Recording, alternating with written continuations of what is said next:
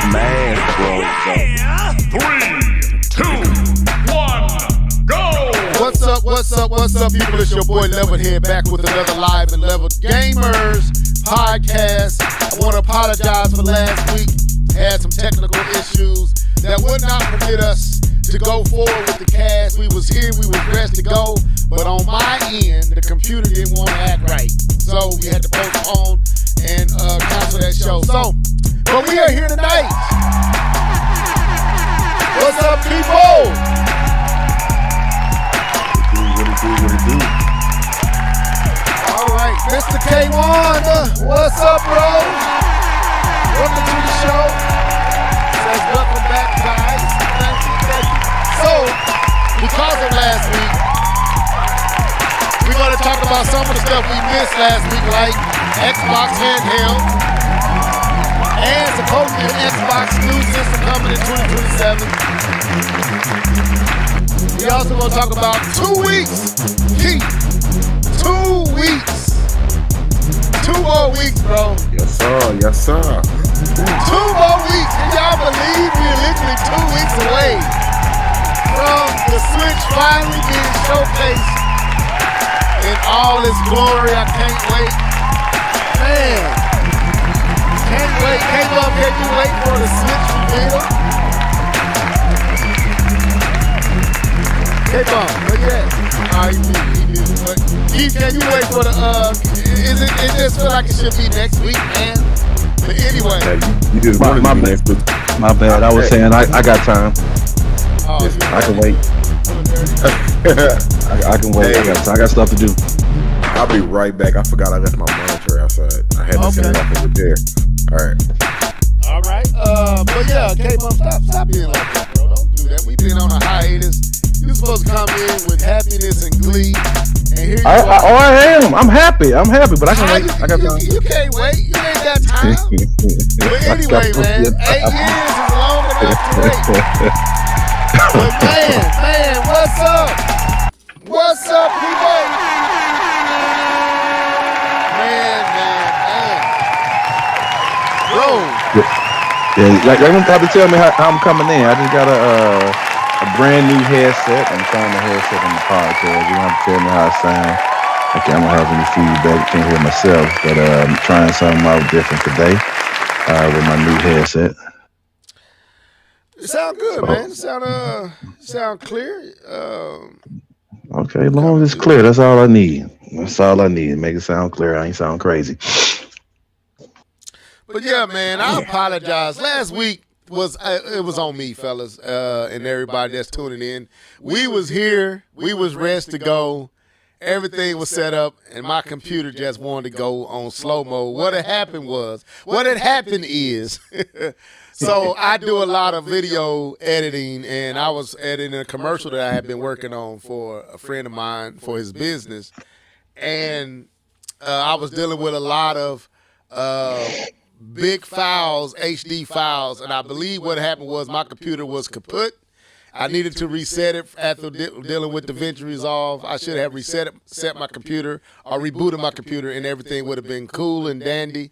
But I did not, and that was causing my computer to run extremely slow after using that program, and I didn't realize it, and it was too late. And I was hoping that it would act right just to get us started, and it would not. So, again, that's on me. Slap yourself. Because we was looking forward to last week and talking about all this Xbox Handheld coming in 2025. Xbox new system coming in 2027. PlayStation with the FSR4. And we missed all that, so we got to talk about it on the show on today. But there's something else coming in 2 weeks. That makes all that matters nothing at all at this point.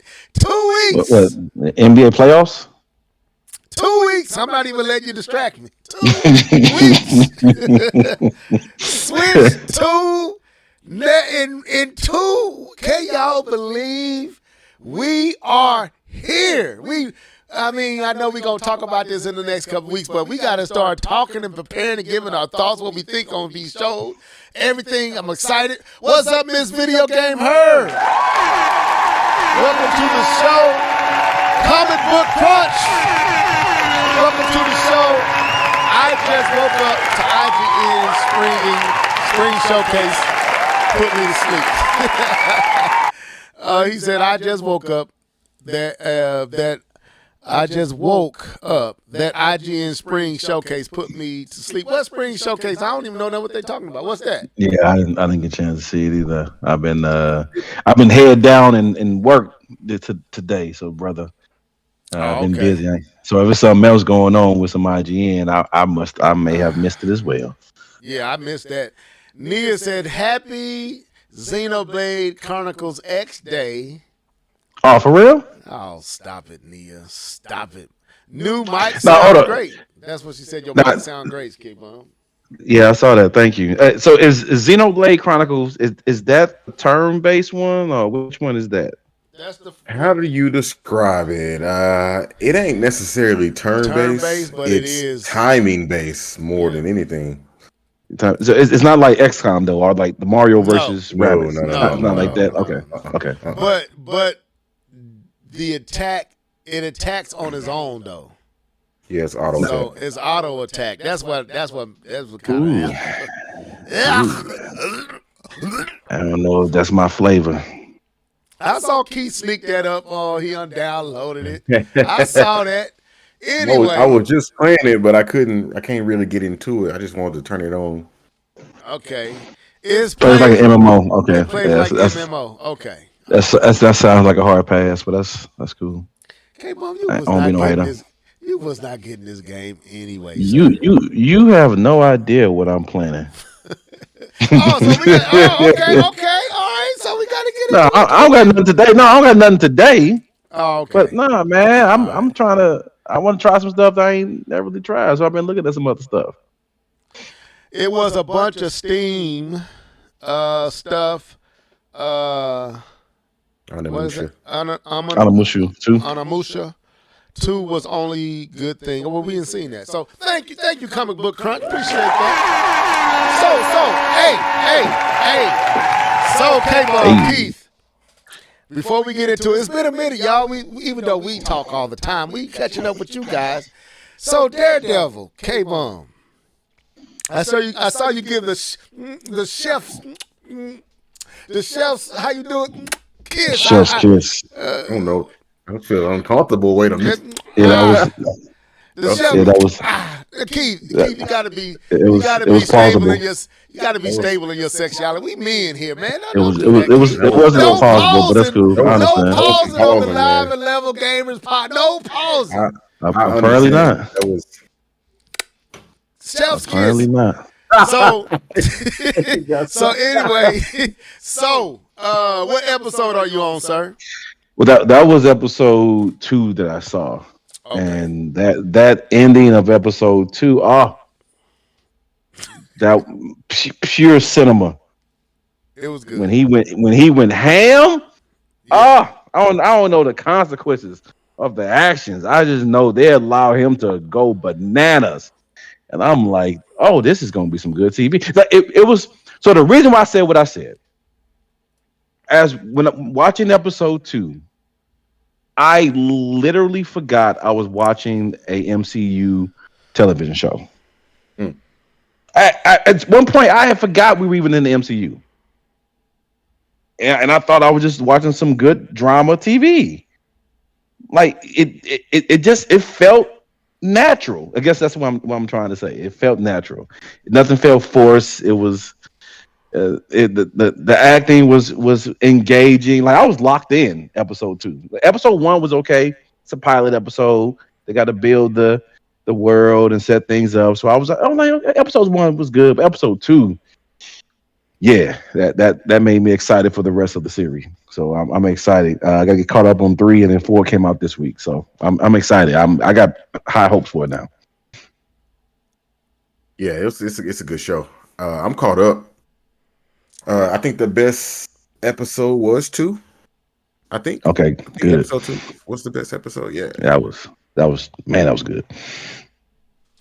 Yeah, I mean, I haven't seen the 4th episode yet, but 1 through 3 were good. I would say 1 and 2 were excellent to me. 3 was dope too. But 1 and 2 was I enjoyed a lot. That end scene in 2, I give you that, K-Bum. That made me stand up sit up in my chair. I literally yell like, "Oh, this is it," So yeah, It was, yeah. I was in Okay. my We're I on was the in same my page. yeah I was in my cave, having me a little moment. But yeah, man. So yeah, man, we here. We got a lot to talk about. Keith, any other thing before we get into the thing? No, man, I have not seen Captain America. I'm sorry, I let y'all down. I haven't seen it. Yeah, Captain America. kind of let us Oh, down, y'all man. still haven't seen it? You still haven't seen it yet? Y'all, don't say y'all. Y'all seen it? I haven't seen it. I forgot all about it. Yeah, I saw. I forgot all about Captain America. Well, I mean, no rush, man. I don't feel like it's no rush. I'm trying. I enjoyed it. It It wasn't was the cool. best, but I It was enjoyed it. cool. I enjoyed it. Cool. No, I I had did fun. too. I enjoyed it. I'm trying to send my wife this food to order for me. So anyway, let's get into what you've been gaming on. Let's go. Yeah. You know what time it is. It's time for what have you been gaming on. Sing it, folks. Let's go. Hey. What you been gaming on? What you been gaming on? What you been gaming on? What you been gaming on? What you been gaming on? What you been gaming on? Gaming on, gaming on, gaming on.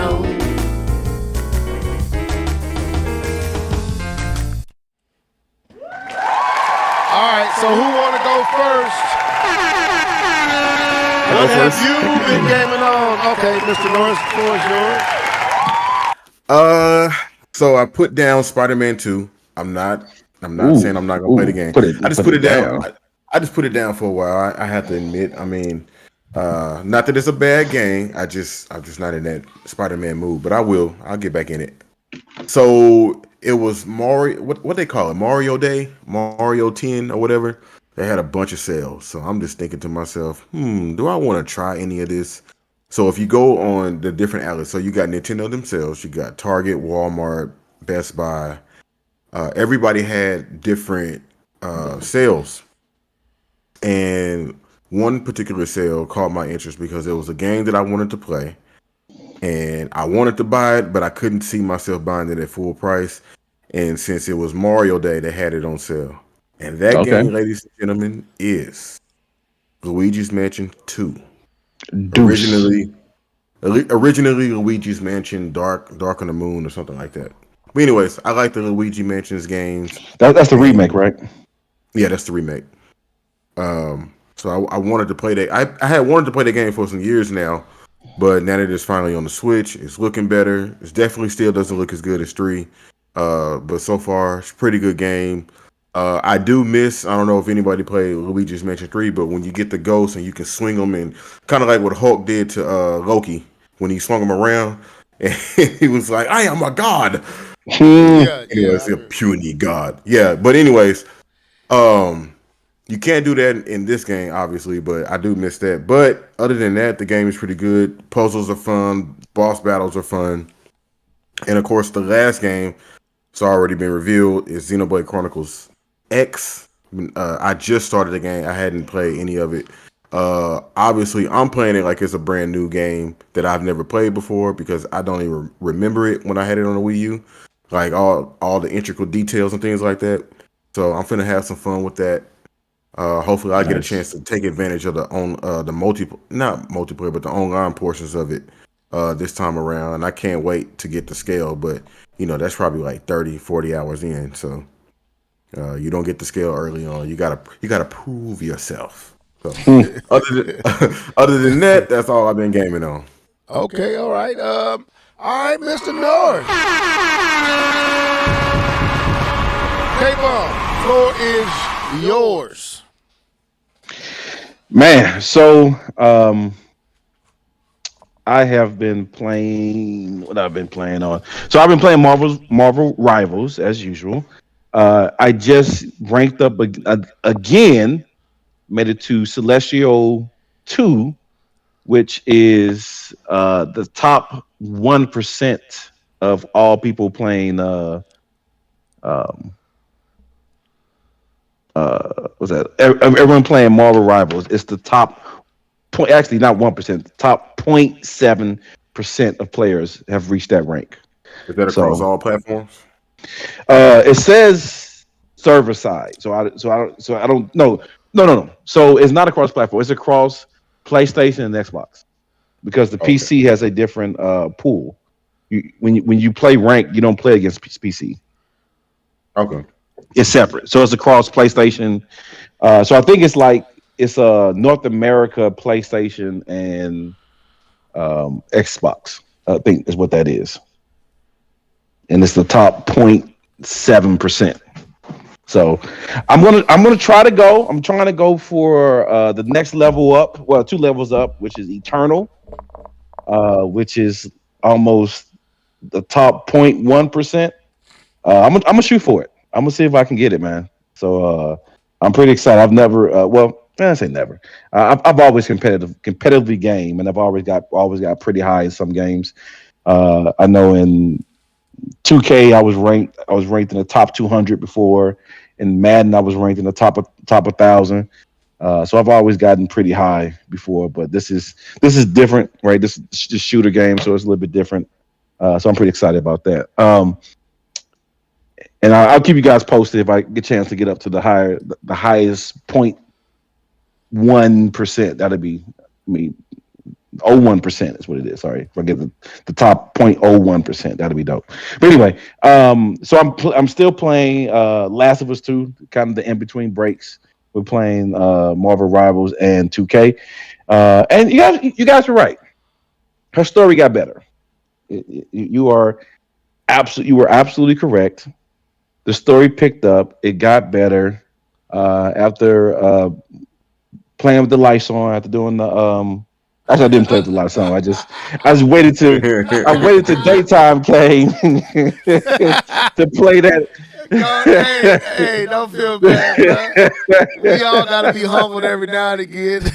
I waited till daytime come. I think I played like a Saturday afternoon was when I played that hospital mode. I didn't play it like my usual 10 o'clock game time. I'm like, nah, this is not a 10 o'clock level. Uh, so I did that. So it's picked up, and I'm about to match up where get close to where I left off at on the other storyline. So it's gotten better. It's still well. I'll talk more about it when I finish it. But yeah, that's what I'm gaming on. Okay, so I guess it's up to me to bring this home and go into what we've been and finish out this gaming on. So for me, I played Warhammer. I had an itch. I got that game back over the holiday season, and I got that, and I got Warhammer and Tekken 8, and I've been playing both of those. But I was playing Warhammer. You go ahead. No, I just said pull up. That's all I said. Oh yeah, you tell me that every time. Let's give me a little bit more time. But this is what I'm gonna say, man. Warhammer just makes me want to play Gears of War. Really? That's it makes me want Gears. I want Marcus Phoenix. I want that whole group. Wait a minute. Look, we're not doing the pause. I want Mark Phoenix. Hey, I'm messing with you. I didn't catch that, Keith. Good job, Keith. I didn't even catch that. I want Mark Phoenix. I'm off the pause. Come here, boy. I want Mark Phoenix. I want the crew. I just want that whole aesthetic. And Warhammer is cool. It's just Warhammer doesn't feel. I don't feel like there's any stakes to what I'm doing.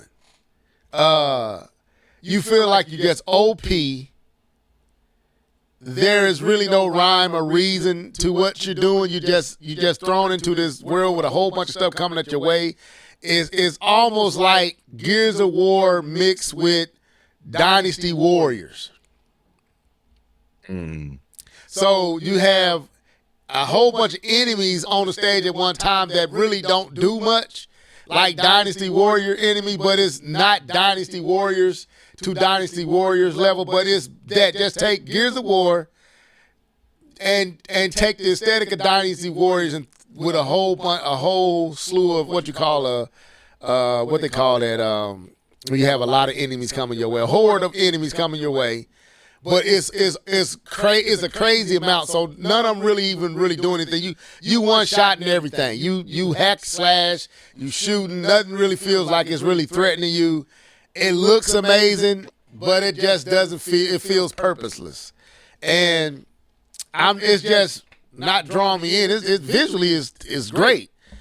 It just ain't drawing me in, man. And I'm like, and it brought up a thought that I bring up. I was kind of saying this to y'all. I think I'm a first person gamer. I'm a first party gamer. I like what the first party games are. I don't know if I'm a third party gamer anymore. But anyway, we might have that conversation another time. But so I played that. And I think I played Tekken 8. K-Bum, you're gonna be mad at me. I did a thing and I needed space in order for this thing to be done, right? I did a thing, so I needed space. So I deleted. I don't think I deleted Marvel Rivals. Marvel Rivals. I knew it. I didn't delete it. I knew it. I didn't delete Marvel Rivals. That's not true. You are out of there. But I'm messing with you. I almost did though, but I didn't delete Marvel Rivals. I actually deleted Ninja Gaiden Black 2. You got tired of fighting with the camera? I just said, you know what? I'm not coming back to you for a while, so I'm gonna go ahead and delete you. And that was like 90 gigabytes of RAM, memory. So I did a thing, man. So, like I told y'all, me and my daughter really got into It Takes Two, and we beat that game together. And this company, this studio has made another game called Split Fiction. And I did go out and I purchased Split Fiction. And I haven't played it yet, but I did download it last night. I was trying to play it yesterday, just could not get to it. By the time I got done cooking, that's what happened. My wife, y'all pray for my wife. She put me on cooking duties. And I got on cooking duties late, which played into what me and my daughter's going to play. So we didn't get a chance to play because she had to go to bed. So I got it downloaded. I had it prepped up. Today I went fishing, so I didn't get the chance to play today. So over this weekend, that's what me and Booski doing. We going to play Split Fiction, and I will have the full layout for you guys on next Thursday. So your boy got Split Fiction. For the PlayStation 5. You got me with the Booski. I wasn't ready for that comment. Yeah. I ain't know that's what you called her. I know that's what you called her. Booski Boo, my little daughter, yeah. I ain't hate on it. I ain't hate on it. I didn't know. It surprised me. Oh, he hating. I ain't Stephen A.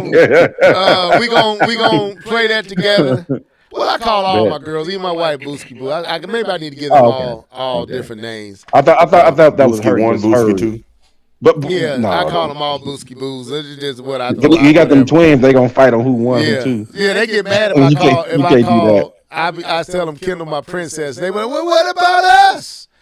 I was like, well, y'all my jesters. Nah, I'm messing with. Anyway. Oh wow. I believe it. I'm messing. I call y'all princess 2 and 3. So anyway, that's all your boy gamed on this week. So what do we want to go first?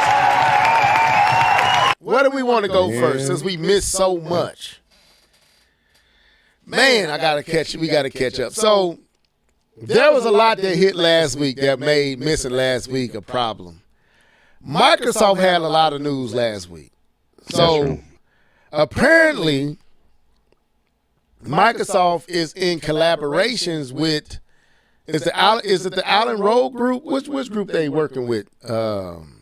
Is it the Rogue Ally or Allen Rogue? Asus, I believe. So Microsoft and Asus are working together on a Windows-based PC handheld device that is supposed to come out in this fiscal year. Fiscal year. Is it fiscal year or fiscal year? Fiscal year. Fiscal is financial. No problem. Well, I'm looking at just a year, about year's end. I wasn't even. Oh, I got this game. I need to. Oh, I'm sorry. I'm jumping. By year's end is fiscal year, right? By 2025, supposed to come out the end of 2025, right? So that'd be physical, right? No one uses it like that. Okay. Well, anyway, by the end of 2025. So, this was interesting. This was a big discussion last week that we here at the Live and Level Gamers podcast did not get a chance to discuss. So now it's not Microsoft's internal built handheld. It's a collaborated handheld that's going to be given access, but Microsoft is working in hand with this group and this device to put, I guess, Xbox games and all that type of stuff on it. And it's supposed to remedy, I guess, the Windows issues. So I'm going to pull up the article here in a second. I got to find it. What do y'all think about this? You know what I'm saying? What are y'all thoughts on this? And let me go find the actual article. Go ahead. I think it's interesting. I would have assumed that they would have tried to keep it all in-house and work with the Surface team to build a device. That's true. But to use Asus, you know, I guess that's similar to what Nintendo did with the Switch, and just build it off something that's already existing with the NVIDIA. What was it called? NVIDIA Shield. That's it. So they basically built the Switch off the NVIDIA Shield, and I believe that they're going to try to build this. Until the original, they borrowed nothing from no one. Well, you know, that's the story. But you know, is borrowed the right way, or did they use the same technology that was in the failing NVIDIA Shield to power their handheld? Whatever the language is not an original Nintendo idea. Whatever language you want to use. No, that's true. That is absolutely the Joy-Cons, maybe. Joy-Cons, maybe. That's absolutely true. I didn't say it was an original idea. I'm just saying. I don't know what language to use, to be honest. Okay. Who getting? Hey, hold up, real quick. Who getting Assassin's Creed Shadows? Okay. I want it. Okay. I wanted. I know we tangented just for a second, but I wanted that game, and I was going to get it over Xenoblade, but I was like, which one of these games is going to go on sale first? So that's how I chose to buy Xenoblade. Funny. But yeah, so they're choosing to use Asus, and they're gonna base it off the Ally and the Ally X, and they're gonna put their Xboxy twist on it. You know, with the Xbox Game Bar. You know, basically how the Xbox is set up, the Play Anywhere function, and obviously Game Pass. I guess that alone makes anything an Xbox. You remember the campaign? This is an Xbox. That is an Xbox. So the moment you had those on there, it is officially an Xbox. But I think it's pretty cool. The price has to be right, and they're working with a proven company. And if they are going to use their Xbox based software and mindshare, they might have a success on their hand. I always say that Game Pass, especially if you could use it like how. What's the game that my kids love playing? Roblox. If you can use it like that, and you don't have to worry about downloading all the time, I think they have a massive hit on their hand with this device. Of course, I'm gonna, because I'm in the know and because I understand the Xbox branding. All right, brag. None of that. Say that, Kate. You in the know? Don't say that, man. I like that. Not the know like that, but I'm talking about like because when we talk about Game Pass, it's like they want to try to get the people who aren't gamers, like the super casual gamers. Like I consider myself a little casual sometimes, but they want to get the super casual gamers, and it don't move me. Like I like the fact that Game Pass exists, but I still won't pay for it if I don't see anything that I want to play. But I think if they can get the messaging right, if they can get the software and all of that stuff to come together like an iPhone and iOS, you know what I'm saying? They can get all this stuff to be married together. I think they have a great product on their hand. So I'm optimistic. I'm gonna give it to Microsoft, and I'm just gonna wait and see. But right now it's Switch 2 this year. I don't care what nobody say. Switch 2, baby. Let's go. So now why you doing me like that, Verge? I just had you up. Come on now. Let me read the article. K-Bob, give your thoughts and then I look into this article. No, it is interesting, right? And I've heard people saying that this is the beginning of, or not the beginning, but this is the transition of Microsoft gaming, not Xbox gaming, but Microsoft gaming, and that this may be the beginning of the end of the Xbox brand, which I don't know. We've kind of hit on this in the past that we've seen less and less of the word Xbox when it comes to Microsoft, right? In some of their writings and some of their marketing, we've seen less and less of the word Xbox, which could lead them away from the Xbox brand and back into a Microsoft ecosystem, which, it's all under the same umbrella, but it's still different Xbox. Um, but yeah, I thought Keith also made a great point pointing out the why not work with your Surface team, and I think it's the point where if you want to get something to market faster, right, then you need to use something established, right? You kind of want to use something that's already proven instead of trying to prove it yourself. And I think that would be the longer path is proving it yourself, working with your Surface team, get an in-house solution, do it proprietary, blah blah blah. I think that takes a little bit more time, a little more effort.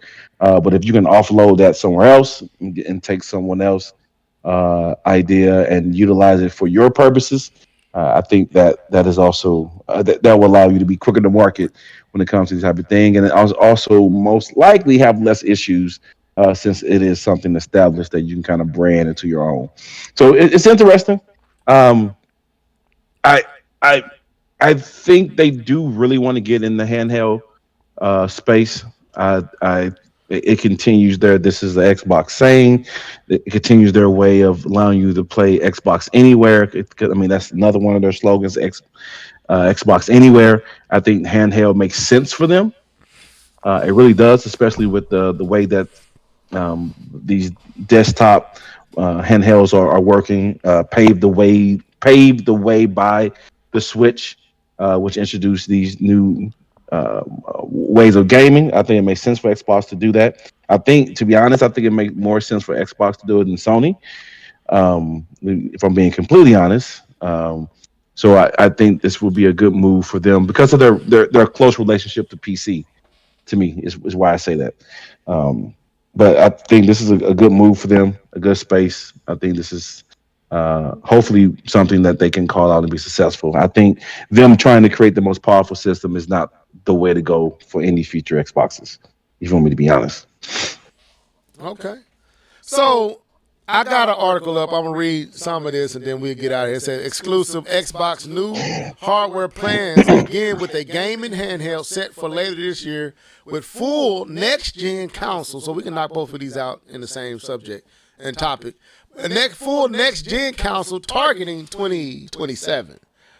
Ooh man, do we know what things gonna look like 2 years from now with all the stuff that's going on now?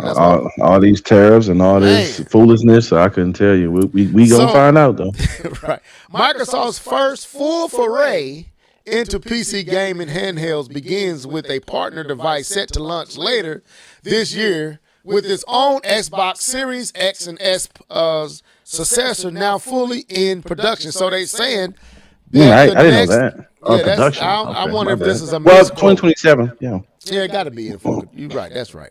They can't be just doing research and development. They got to be in past Yeah, this that's stage. true. Here's your first glimpse at Xbox's next gen hardware plans, and some parts are being exclusive. Wait a minute, let me get this together. And some parts are being executed more quickly than you may think. The Xbox Series X and X generation has been a bit of an odd one. Terrible one. Right. What you mean? Anyway, Microsoft's Xbox console hardware sales through has declined quarter over quarter for some time, but Xbox addressability monthly activity user base has been skyrocketing. Owing to the purchase of Activision Blizzard, on with mobile games like Diablo Immortal, Candy Crush Saga, and Hearthstone, a top core game like Call of Duty, World of Warcraft, and Overwatch, K-Bump. Microsoft's future in gaming is all but guaranteed.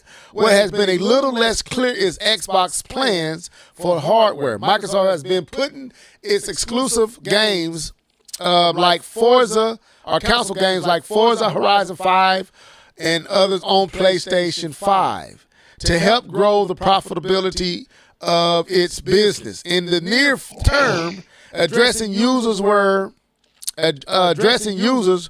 they are is far more cost effective than what Microsoft would need to spend to acquire new Xbox console users potentially. That sounds horrible. Unless I'm just reading it horrible. So anyway, that kind of gives you the gist. So Microsoft is basically partnering with who you say, Jesus? Asus.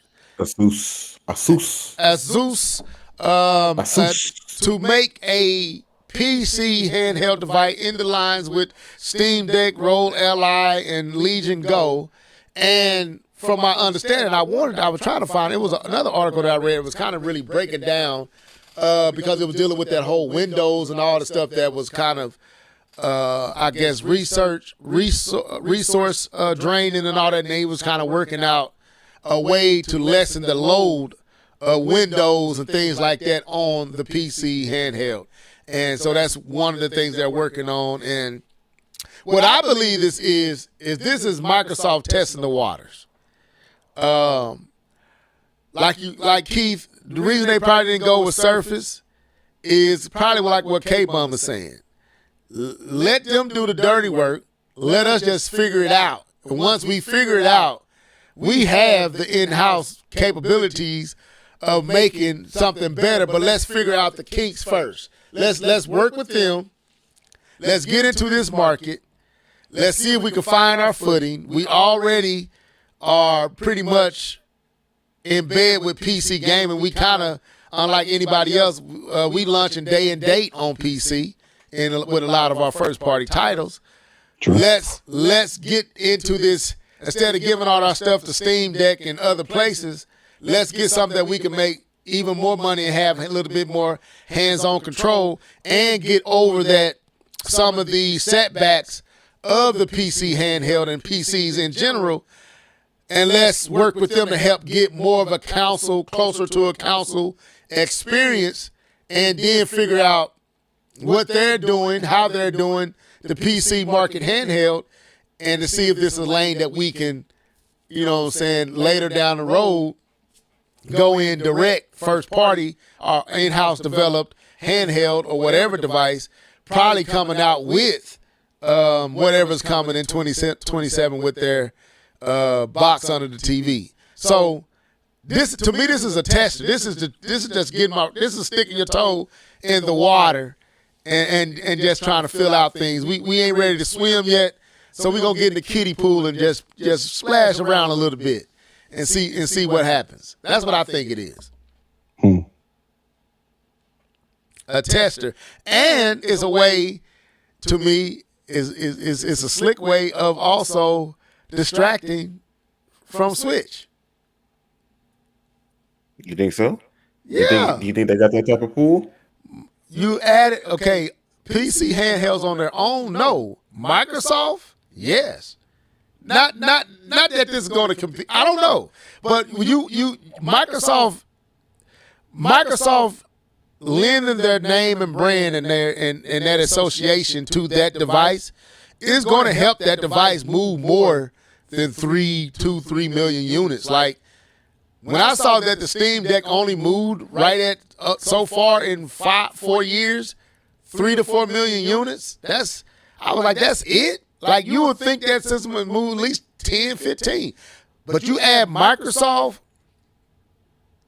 to those devices and they in collaboration, that's to me that at least guarantee you moving more than Steam Deck or any other devices moving, just because of the association of Microsoft and Xbox. You know, that's interesting because this article that I have up says, did I lose it? It said the Nintendo Switch has already proven that there is a massive appetite for a device you can easily connect to a TV, but still take on the go. Right. Is that true? Is that a true statement? I think so. Think about this for a minute, because you just brought up something. You said the Steam Deck only moved 3.7 to 4 million units. I don't know the sale numbers of the ROG Ally and the other ones, right? Yeah. But hear me out. Here's my thought process. I was going to say, go ahead. My thought process is they're saying that the Switch has proven that there's a massive appetite for those devices, or is there a massive appetite for Nintendo devices?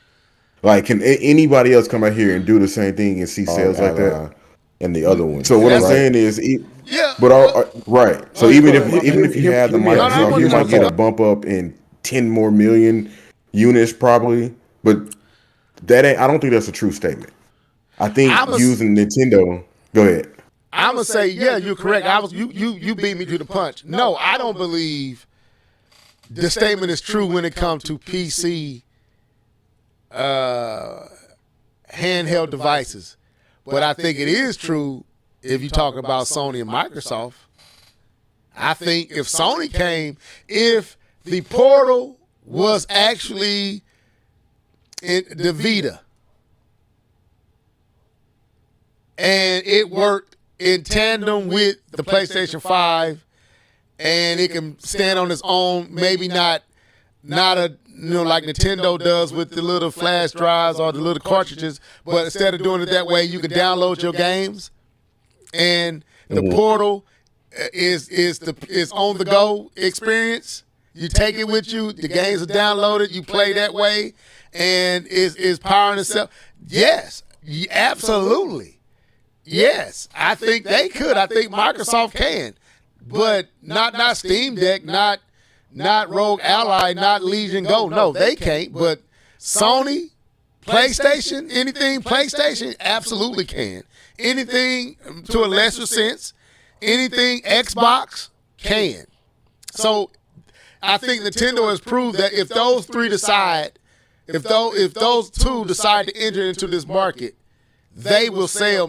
Sony will rival Nintendo, definitely, if they decide. But I think, like Nintendo, you gotta, and I let K-Bum kind of jump on this. I think what happened with Vita and the PlayStation 3 was the same thing that was happening with Nintendo. You was trying to make games for two separate devices, and so Nintendo is like, look, we successful with the handhelds. We've been losing it since the Wii. Well, the Wii U was a failure, and then everything in between, I would say the 64 and the Wii, I would say the 64 and the Wii, the 64 and the GameCube didn't hit that well, and of course the Wii U was a failure. They removed that bottleneck of trying to make all these games for these two different devices. If Sony does the same thing where the Portal is a standalone device, it can handle, but you just play your downloaded games, like almost like the PlayStation 5, the discless version. If that how would you say that? If your service or what is that? Network. Your network can be on there and you share it between both devices. So whatever's on your PlayStation 5 is on your PlayStation Portal, but the Portal is got its own brains and power and own capability. Absolutely. Because at that point, that's a Switch. It's just done differently. It's still a Switch because you're not buying different games. You're playing the same games that you playing on your PlayStation 5. You can go with that device. They just messed up and made it linked to the PlayStation 5, and instead of making it its own thing, which they've tested the waters, I guarantee you, whatever comes next, yes, I believe they can. So I would say the big three can, not anything outside of them. That's what I would say. So that article is true if it's talking about Microsoft and Sony along with Nintendo. No one else. I don't see Rogue Ally. I don't see Steam Deck. I don't see none of them entities. Maybe Stadia if Google would have stayed with it. But I'll let K-Bum come in and give thoughts on that.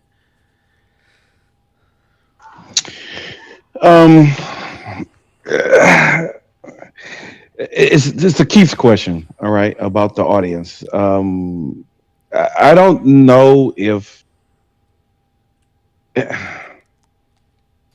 I don't think. Here I want to say, I because I'm trying to figure. I'm trying to say it, and I don't want to sound biased when I say what I say.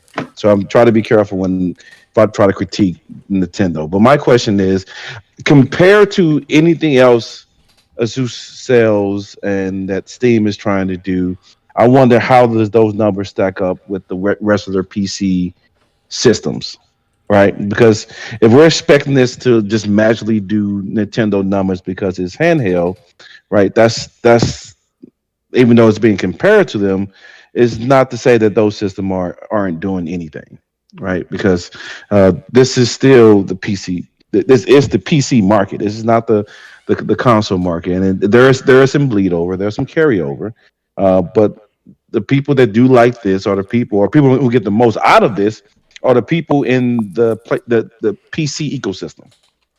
Let's be honest here. It's who's ever in the PC ecosystem are going to be the ones that's going to get the most out of a Steam Deck, out of a Rogue Ally. It is not those PlayStation gamers, those Xbox gamers, or those Nintendo gamers. People who get the most, the people who have those categories, those catalogs of games. And so I don't know if it's apples to apples when it comes to Nintendo Switch and Rogue. As far as Nintendo did 180, they should be able to pop out 10 million as well. I don't know. I'm kind of spitballing here because I don't know if that correlation is the actual right thing to do. But since they are being matched up with each other, that comparison has to happen, right? But I don't know if that's still proper. That's kind of me just thinking through the situation. But as far as the Microsoft name on some of these, I definitely do believe that gets a little bit more pull because you're probably going to get like a free yearly pass or 6-month pass of Game Pass on this system, right? When you buy it, they're going to do something to incentivize you to buy the system. So I can see them coming with a 6 months, 3 months, year thing to Game Pass, so that can get you, so you automatically have hundreds of games on your system without spending another single dime. I think that would probably be one of the best things they do, because if you give people that 3 year, that 2 years, that 3 months or 6 months, you essentially create the desire for it. Because once you get locked in and you see all those free games and you get used to playing those free games, because Level kind of described it a couple weeks ago, right? That he has to pay for PlayStation Plus to continue playing this game that he got for free in PlayStation Plus. Right. So if you can lock someone in with that little carrot at the end of the stick, pause. Then that's how you kind of get that you get that audience to kind of follow you. So I wish Dame Dash would have never started this mess, man. Put this mess back in New York. But I do. I think it would move a little bit more, especially if they are smart and they get people to tie into that ecosystem with Game Pass. That would be, I think that will move some units. It's not. I don't think anyone's going to be able to do Switch numbers with this type of system. I think Nintendo just because the type of games that they make, I just think it's the type of games and the catalog that they have is far superior than anybody else can produce for that type of handheld market. Let me ask a question, Keith, and I know you have something to say, so I'm gonna be quick. K-Bum, entertain me for a second. How many systems did the Vita sell? Wasn't it like 80 million? Have no idea. I never bought a PlayStation. I know that. But wasn't it? I don't even know the help numbers. Help me in the comment section, or somebody look it up if you could. I probably could look it up myself, but I'm trying to do. Yeah, I'll look it up for you. Because I believe the Vita moved. The Vita moved like 80 million, didn't it? 70, 80? And the Vita. And the Vita. 10 to 15. Hold on, that ain't right. How many? This one say 10 to 15 million units sold. I know. No, right. It sold way more than that. We talking about the PlayStation Portable. No, we talking about the Vita. I want to know what the Vita sold. No, the portable sold 80 mil. The Vita sold less than that. I thought the Vita sold. No, it was the portable. Not portable. Vita. PlayStation Portable. Yeah, PlayStation Portable sold. Vita sold 10 to 15. 80, that's 80 to 82 million. That's all the Vita sold was 10 to 15? You sure? 10 to 15. Yeah, I'm looking. Yeah, man, I'm reading the note that specifies how many units it sold. It was the PSP that sold 80. Okay, well, okay, PSP, PSV, okay. The PSP was for the Vita, right? No, PSP was a different system. It was before the Vita, though, right? Yeah, before, yes, okay, before. So, yes, before. All right, so to me, the Vita, y'all don't, fellow Nintendo fans, don't crucify me when I say this. Oh Lord, I'm scared. But we got to give credit where credit is due. I'm scared. If we want to be technical, the Vita was really the Switch before the Switch. It just didn't realize, didn't go as far as Nintendo went. Because the Vita was trying to do what the Switch accomplished, was trying to give you console level gaming on the go. That's what the Vita was. Console level game, and the PSP was trying to give you console equivalent gaming on the go. Something way beyond a Game Boy and a DS, right? They were like, when me and Keith kind of was having this conversation in the chat, but I bring it to the forefront. Like, when you go play Uncharted on the Vita, is it better than Uncharted on the PlayStation 3? No. Is it comparable and close? Absolutely. It's like what we get on the Switch in comparison to the Xboxes and the PlayStation. The Vita was that. And now I thought the Vita sold more. I don't know why I thought the Vita sold way more than that. But the point I'm trying to make is PSP, I think, and the Vita are prime examples of that. What the article is saying to me is true. That Nintendo has proven that people want that on-the-go experience that the Switch got. 150 proves that. Like, clearly that's been proven. And it opened up the doors to the PC handheld market as well. But you best believe Sony and Microsoft is looking at this like, hey, let's not be silly, let's not be stupid, because it's Nintendo. They have really opened up the door to something that may be the future. We literally, I think the article is telling the truth. I don't think it's just exclusive and limited to Nintendo. The PSP, the Vita, I believe the Portal. You said the Portal just moved 80 million, right? No. The PSP, the PlayStation Portable. That's the PSP. Sorry. That's the PSP. Okay, yes. So, okay. Yeah, not the PlayStation How Portal. many has the Portal moved? Just out of curiosity. A little under 1 million. Oh well, that's because it don't have any brains. It's but new. anyway, It's pause, new though. Anyway, it's new, but it don't have any. It's not a. It's not its That's own. pretty good. That's not bad. It's not bad, but I bet if it had its own brains and own power in-house, I think it would do better. It would be way more expensive too. Yeah, but I think it'd do better. Thank you. So, anyway, I don't want to take this topic off the ledge. Yeah, it might do better. I agree. It may do better, but it may be. It's going to be sold at a loss. I think this is probably Absolutely. making money for even with So the amount that they're selling. so okay. Are we interested in this from Microsoft? As far as the handheld, then we get on to the console part. Is this interesting? I am more interested in this than I am a Microsoft console. That's a lot. I, if I would buy a Microsoft product, I would buy this before I buy their next console. That's easy, simple. Don't even not even question it. This will be a purchase over before I buy that because I don't have any trust in their console. I don't have any trust in their support for the console. I would rather utilize my on-the-go gaming habits than under the box. If it's going to be under the system, it's probably going to be a PlayStation.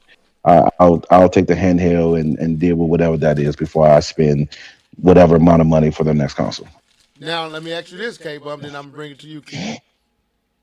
Would this make you pause? Does this give you pause on the Switch too? Um, for the wait, the new system or the portable. Xbox new handheld coming this year. The announcement of The new handheld, yes. The new console, no. But we already knew this. We knew this when they were fumbling the ball last year that the handheld was coming. That's what they literally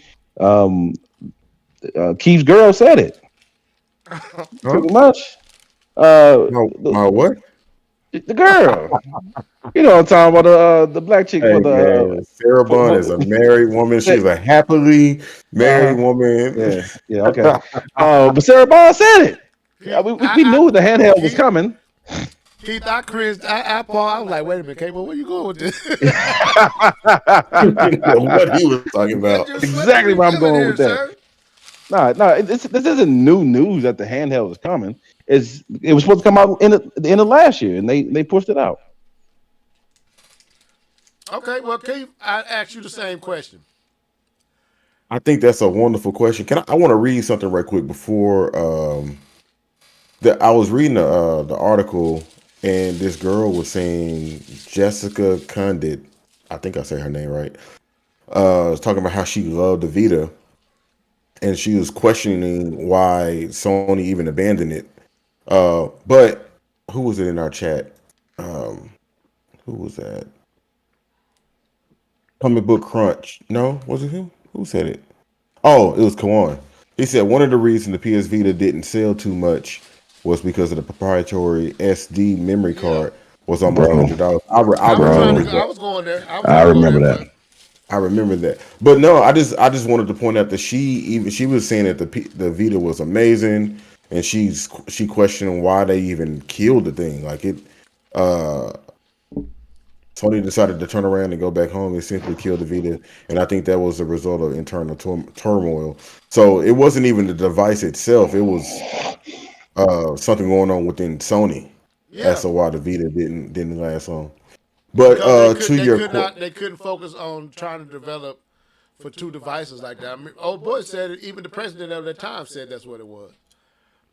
That they yeah, could not keep up with the creation. Like we had to focus on one or the other. But go ahead. your question, say it one more time. Does this Xbox collab give you pause on the Switch 2?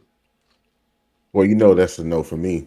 Uh, but I do think it's a fantastic question. I think when Microsoft does announce or show more, kind of like how you were saying earlier that they're trying to take some of this wind out of the Switch 2 sales.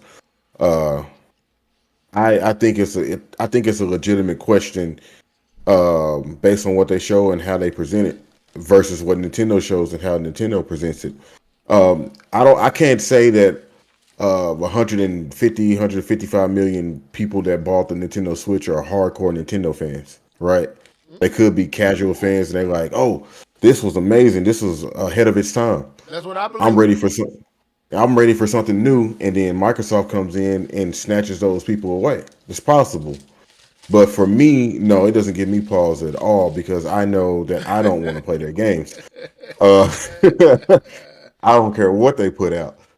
I'll just get it on Game Pass on PC. So I have no desire to play an Xbox uh, handheld. However, I wouldn't put it out of the possibility just based on what they show. But it's going to be Switch 2 for me, regardless. I'm just Switch built for on life, cuz. Switch for life, cuz. So let's wrap this up on this. So they also said, I apologize, I'm trying to eat my food. Yeah. They also said that the Xbox new, the new home console is in development and will be possibly hitting the shelves in 2027. Let me say this, man. To me, this is balling backwards for Field M. This is when they messaging and what they talking about gets confusing to me. You can't go from this is an Xbox to a new Xbox. It's like pick your lane. Which one do you want to be? Because to me, I kind of feel like everybody's starting to accept this is an Xbox. You see what I'm saying? Like, this is an Xbox, that is an Xbox. Even this collaboration with the handheld. Dope, makes sense. A new Xbox for Microsoft does not make sense to me with the marketing and the messaging that you have currently. It seems like in 2027, you should be sticking with that this is an Xbox. And trying to move away from the set top box. That's just me. But I open the floor to y'all because I'm with K-Bum. I don't, after this, I get the handheld. I doubt I get any box. There's not, if Nintendo is staying with the handheld Switch, and I believe that they are, then Sony going to be my powerful box under the TV, and the Switch will be my handheld on-the-go experience. And under the TV, because that's Nintendo. You know, that's where it's supposed to be, both places. So I don't see nowhere where Microsoft is really going to make inroads with me as a gamer anymore. And plus, their games coming to my device. I get to play Gears on the Switch and PlayStation 5. Why do we need an Xbox, next generation Xbox? That to me, that's stupid. It's stupid. Go ahead. I had stepped away for a second, so I missed some of what you said. So, K-Bum. No, I'm in total agreement, man. I think I said this a while ago, right? That going into this generation, Xbox was saying two different things. Xbox was saying we're going to create the most powerful console ever created, and they were also saying you can game in the cloud. And those two don't go together. If you can game in the cloud, why do you need the most powerful system ever created? Facts. And so I think Microsoft has been doing messaging before this generation even started. And I think they're going to continue this message going into the next one, because I think the message going into this past generation, they were trying to push cloud gaming, and they wasn't sure cloud gaming was going to be the thing, but they were trying to push it. But they had already started the research on creating the most powerful system ever, so they were kind of stuck in between the two.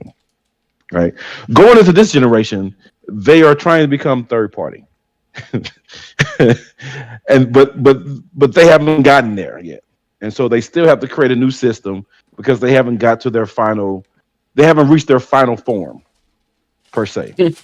And so I think that's why you get some of this messaging, because they're changing their direction without fully committing. Is what I'm thinking. They're not fully committing to being third party, so they're still releasing this box just because you have this uproar from the fans talking about we're not going to be loyal to your Xbox anymore because you don't care about us. So I don't think they fully committed, even though they act like they fully committed. And I think that missed messaging is going to continue because Xbox, and I'm gonna try to say this without showing shade. Xbox the Xbox brand doesn't have a true identity. We've been saying that. We've been saying that for the last 4 or 5 years. And I think that's the problem. Is that they don't have a lane. They keep trying to find a lane, and they just keep missing once they get that lane. I think um, this is an Xbox third party is their best direction. I've stated that. I think that's what's going to give them longevity. Blah blah blah. Um, but they still have this issue with mixed messaging, and it causes issues with consumers. It causes issues with gamers, and even the support that they're getting. So that's kind of my statement on it, to be honest. Key? Oh man, I'm so sorry, y'all. I turned on Xenoblade. I was looking at it. My bad. Focus, son. I'm my bad. I concur with both of y'all, man. Trying to piggyback off of what piggyback off This what dude is Kayvon just hilarious, said. bro. I did, my bad. Yeah, they don't have an identity, and they just seem like they're just throwing a bunch of stuff out there, trying to see what sticks.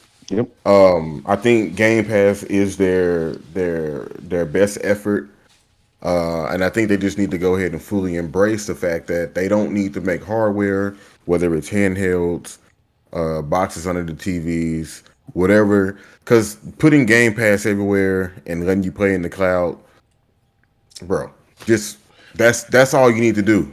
Anything else, it doesn't even make sense. Like Level said earlier, I'm gonna be able to play Gears, Forza, all this stuff on the console that I want to play it on. I don't even really need to mess with y'all no more, really. And then I can Yep. turn that subscription on and off whenever I want to. So I don't know. I look, Microsoft is out. They just doing stuff, and I commend Yep. them for continuing to try.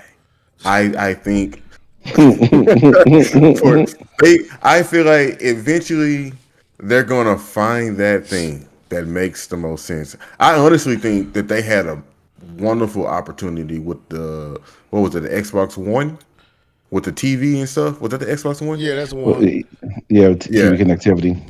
I think they had a golden opportunity. And I feel like honestly, if they was like fighting fist to fist, blow to blow with Sony, that was to me that was their last opportunity. Because I don't think they put up a fight since then. But I think doing TV and spinning off into that, I think that opens up the door for you to create new storylines and things like that to bring in those gamers to really embrace your first party, which is what to me what gaming is all about. Right. Because I'm a dinosaur. So so I think that was their last effort, and at this point, they just doing stuff and Let me trying to figure it out. let me send the shouts out to Chariot Man. Welcome to the show. Who else is in here? Alan Steve and Dark 301. What's up, bruh? I think that, like you said, I think they did find their identity. I think they stumbled up on something. If they play it right, it works for them. We are the biggest third party in gaming. Okay, you have a something that you offer that no one else at this time can offer in gaming with Game Pass. This is an Xbox. Yeah. Your system should be Game Pass, not. Now you can keep making a box. Don't get me wrong. Make your box if that's what you want to do. For those who just diehard Xbox and they want to stay with something with an X and a box on it, an X on a box. They need that, okay. But if you already putting your games everywhere, PlayStation got Forza coming. We know Gears come. Phil has already told us all this stuff is coming. I believe we're going to see a lot in 2 weeks. Why not package Game Pass to both any and everybody that, if Sony, Microsoft, I mean Nintendo? What do y'all think about us offering Game Pass on the Nintendo Switch? And making a service like that. Like, that's, to me, that's Xbox, that's Xbox lane right there. It's still Xbox. It's just, like you said, this is an Xbox. Go all the way with it. Go all out with that. Don't half step it. Go the full way. Go the full step. It's right there. You have all these studios. You have the games everybody want. You can give it to them in 2 ways. They can buy a physical on their own, standalone, or, hey, you can buy Game Pass and still get all the access to all these great games on your Switch on the go in this app through the cloud. That's it. Just do that. And do there be the gaming Netflix? There be Netflix of gaming. And they everywhere, they making buku dollars. And I mean, I don't know if that. I know the problem. What's the problem? I know why they wouldn't. So if you remember, during those when Xbox was fighting to get Activision, right? And we found through those files, those court files that were released open. If you remember the conversation that one of the lawyers had, they talked about how Game Pass has not grown. Right. And I think one of their fears with Game Pass is the fact that they have it on the system and it's still not growing. To your point, they can release it out to everyone, right? But as of right now, they're still trying to hold that to their chest for their Microsoft products because that's the only thing that makes them unique from a Sony system. And you made a good point that they should just go all out with it and just put it everywhere and then make money that way. But I don't know if they fully believe that is the way to make money. They know third party makes money. That's why they're putting it everywhere. That's an easy answer. But I don't know if they've completely committed on how much money Game Pass actually makes, and is that something they keep for themselves to make them unique, or is that something that they share with others to grow the user base? I don't think they have that answer yet, and so I think they're being very patient. But I think they do, K-Bum, because once you open up the doors for your games to go everywhere, you have crippled Game Pass. So you're right. Clearly they haven't figured out what they want to do. But the moment you let Forza, Gears, Hi-Fi Rush, all Starfield, and then all the acquired studios, all the Bethesda games, all the Activision games, show up on your competitor's device, you have undermined Game Pass. We've seen it real time. Like, you're not going to grow it because I'm not. K-Bum, you're not going over there. I'm not going over there. Keith not going over. Well, Keith got Game Pass on his PC. No, didn't you have Game Pass at one point? I got the app. I'm not subscribed. Okay. I have a 3-month subscription sitting in my back pocket. That you haven't activated. So my point I have not activated. So now, if you knew Game Pass was available on the PlayStation 5 as one of your, you can. I would already have it. You would have it. That's my point. I would have it, and I wouldn't even think about getting an Xbox because I got an Xbox. This is an Xbox. My Switch is an Xbox. My PlayStation 5 is an Xbox. Just give me the Game Pass. I would probably get it because that way I can play Xbox without having to go buy Xbox. I would probably get that. And I think that's how you grow it, by offering it everywhere, not relegating it to just your, because the reason it's not growing, you didn't sell Xboxes.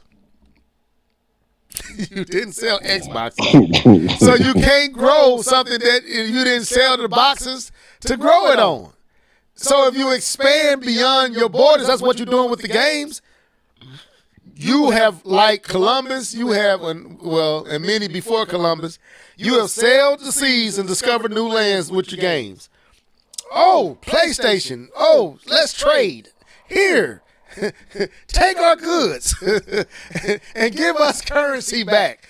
Nintendo, oh, we didn't know you was over here. We didn't know it was so much money to be made. Now they finding all these places to make PCs. Oh, y'all can have our games too. So why not just give everything to everybody and be what you said you are, the biggest third-party studio with the luxury of having first-party titles as well?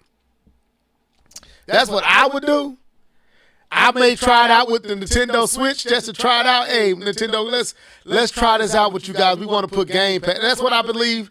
This hybrid, this little venture with this PC device. Asus, I think that's what it is. They're going to try a lot of stuff. Maybe they tried to do it with Nintendo. Maybe we don't know what type of conversation happened behind the scenes. You know, Nintendo quirky and private and don't so scared people trying to take over. But they would probably turn down Game Pass being on their device, be real talk. But, man, that'd be dope if I could have Game Pass on my PlayStation 5 or my Switch too.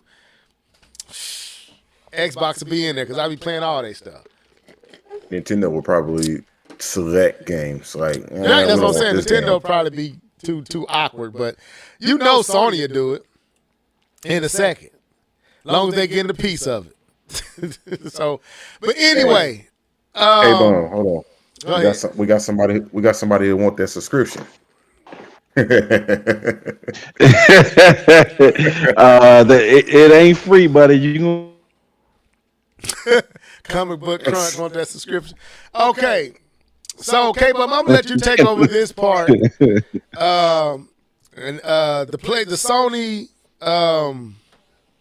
Sony's FSR 4. You kind of, like I said, y'all, we apologize. We wanted to talk about all this stuff last week when it was fresh, but it wasn't a lot that came out this week, so we could still talk about it.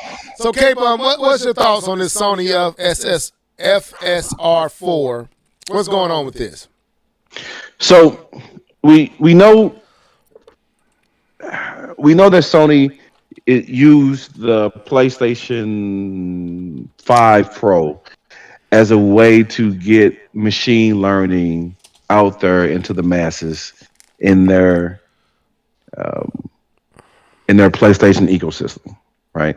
And the PlayStation Pro was used to kind of showcase that technology and to show that they could do it and to get some real live feedback with that particular system. But as we've heard, it is a little lackluster with its performance.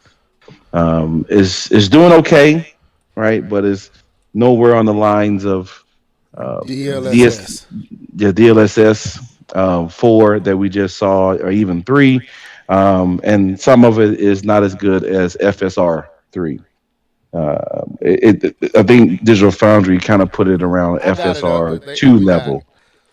And so there was a big announcement a couple of weeks ago, and it was AMD's answer to DLSS 4 that was announced about a month or so ago, and it was reviewed.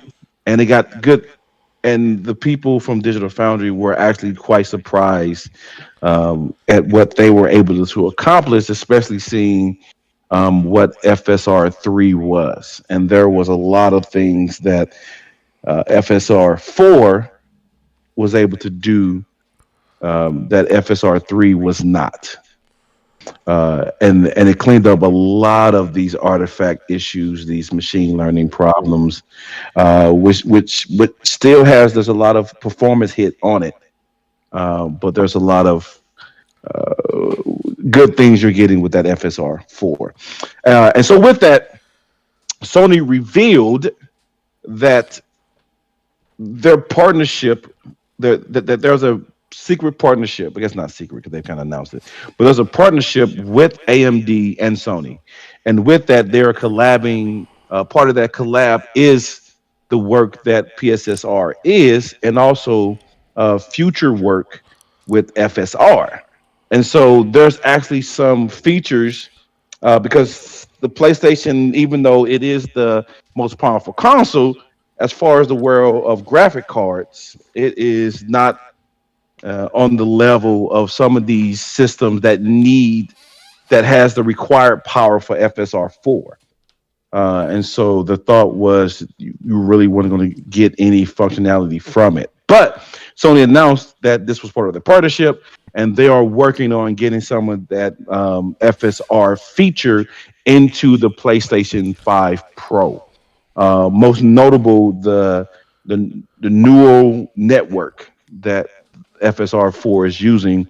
They're working on getting that into, I think, by the end of this year or end of next year, something like that. But it's going to be usable. I think by 2026, it's going to be usable for PlayStation 5 Pro, and they have more changes down the line coming for that. And so it's just showing that this AMD partnership with Sony and how they're trying to kind of share resources and effort that they're both doing with machine learning and kind of help each other out as we move forward while having this partnership that in the future is going to produce or create this library of machine learning technologies for future Sony products. Most notable in the PlayStation 6 is probably going to have the biggest bang for the buck when this comes around. Okay. So it's not so this is not going to affect anything current.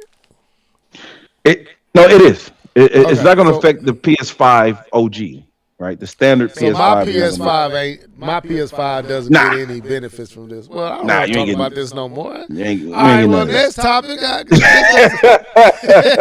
I'm not getting the But- pro, so but they're I'll trying to just go give ahead. some relevance to the Pro, right? Mm-hmm. And because I actually changed my tune on the Pro once I heard Mark Cerny. Keith, what did I tell you? Yeah. I knew it wasn't going to take long. Go ahead, K-Mo. My bad. I didn't mean this. I was just speaking. I've already Speak it said out this, loud. but I'll say it again because I've said it before. I changed my tune on the Pro on the Pro when I found out the reason why the Pro existed. The Pro existed pretty much just to get this machine learning into the ecosystem. That's pretty much it. That's why the Pro is here. When I say my tune changed, is that I was pure anti PlayStation Pro, but now I understand why Sony still came out with the system, knowing that it was going to be $700, knowing that it was going to still be CPU restrained, and knowing that it was going to have issues, but they wanted to get this PSSSR into ecosystem, get it using with live games and seeing how it works, so that they can iterate and improve upon it. And with that explanation, I got the understanding that I get the purpose of the PlayStation 5 Pro. So they didn't want the PlayStation 6 to be the first system that has this machine learning, and the best system to do this kind of experiment is your mid-gen upgrade. And that's when I say my tune changed. I didn't say I'm going to buy it. I'm referring to my tune as how I felt about it as a machine. Okay. I mean, hey, look. This is the future, right? The AI and this is how graphics cards and everything's going to be. I think with AMD and Sony having that partnership, and I think even the threat of Nvidia with Nintendo and what they are doing. I think this all I think this is all like a a race to perfect the next stage in the evolution of game development. And I think all the rummaging and all the talk around DLSS and NVIDIA being so far ahead, and then having the relationship that they have with Nintendo and the whole, because Sony them know what's going on behind the scenes with Nintendo. Whether we might not know, but they know. I mean, I'm pretty sure they got spies no different than anybody else. So they probably already know some of the capabilities and possibilities that's going on, and they. To me, these are reactions as well as proactive hedging of the future. And like you said, if the idea was, hey, the PlayStation 5 Pro can be our test subject, so to speak, for these new ideas around architecture and GPUs and processing power, then okay, it has a purpose for being out here, even though it may not be valuable for the consumer. It's out here so we can work these kinks out before the 6 is the thing, and allows us to get it out in the market, allows us to have it out here already with the PSSR, now FSR, and this collaboration with AMD. Then you got, like I said, in 2 weeks, which we're going to end up talking about here in a second, Nintendo's DLSS-based new system that's around this same type of technology. It's just the future. We're getting the future now. We're getting a taste of the future now. And so I'm not mad at them. I mean, that's an expensive case study, but but I'm not mad at them. It is. So I'm not mad at them. I mean, do what you got to do. Keith, you come in and get your thoughts on some of what K-Bump said. Let me process a little bit more. You said a lot there, but go ahead, Keith. Man, AI is interesting. Before I give my take, I was watching this video of this guy who said he was a huge fan of A Different World. For those young kids, go back and watch A Different World. It's amazing. But Netflix just recently put it. I guess they just recently put it on Netflix. Mm-hmm. And he was saying if you watch it, it looks amazing. But they're using AI to upscale everything. Really? And if you look closely, you could tell that the source image is so bad that AI is just making stuff up. So even even in a show like that, you'll look at it and it's clean. And AI is trying to do its best, but it's just making stuff up. He was like, look at Whitley's mouth. It looks weird how AI was trying to program her mouth, and there was some words on a pillow or something like that, and it just made gibberish because they couldn't make out what it said. But that's just a little side note to AI. Thank you. I didn't know that. Oh yeah, it's very interesting. Man, I ain't getting none of this FSR4 either, and I'm on the PC. My card does not support. So, Level, I'm in your camp right now, because I can't take advantage of FSR4, right? Because it won't run on my card. The graphics cards that AMD put out specifically for this sold out within 10 minutes. Really? Yeah, they all gone. So that kind of just shows you how hungry people are for AI, and why it actually was a smart move for Sony to go ahead and put their name and put their hat in that ring to say, hey, we do have AR, whether it's using FSR4 to its max or whatever, but it's smart to stay relevant in that field. Yeah. And I think Sony games are going to benefit from it, and it's going to be leaps and bounds over anything Xbox tries to put out, and probably even push it closer to what PC is doing. Low end, mid, it doesn't matter. AI does an incredible job trying to bridge the gap of things that aren't there and trying to add the things that it thinks that is there. So I didn't catch everything that K-Bone said. He said a lot of stuff.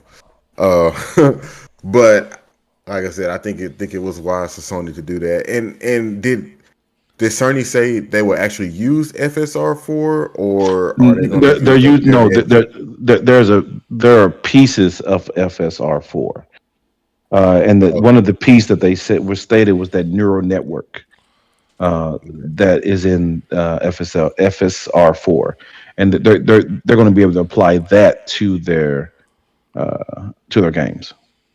Okay. So yeah, that's gonna go a long way. And it's I don't know I don't know if that makes development faster because they don't have to try to be as perfect. They can just use AI. But hopefully it doesn't work like a different world.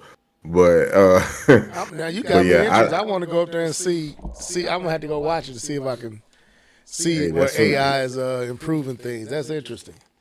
I yeah, mean, it looks clean. but I mean, like I said, you can't knock. So I ain't knocking. This is the future, and like I said, Nvidia has been preaching and singing this song and now with all the noise around this next Switch 2, it makes sense that a Sony and different ones and AMD are trying to catch up and shrink that gap and bridge the gap that's between themselves and Nvidia and what they've been doing in technology they have been bringing with AI and deep learning, super sampling, and all that stuff. So, people, that's why I'm so excited. Pivoting. Was there anything else here at K-Bomb that you wanted to say with the? No, Okay. but I am interested to understand that. I guess you kind of said it. You said it's the future, so you do believe that's the space that the home console gaming is going to be able to utilize, and they keep also stated that it's going to be more like the PC. So I guess that question I had, you guys did answer it. So yeah, I'm good.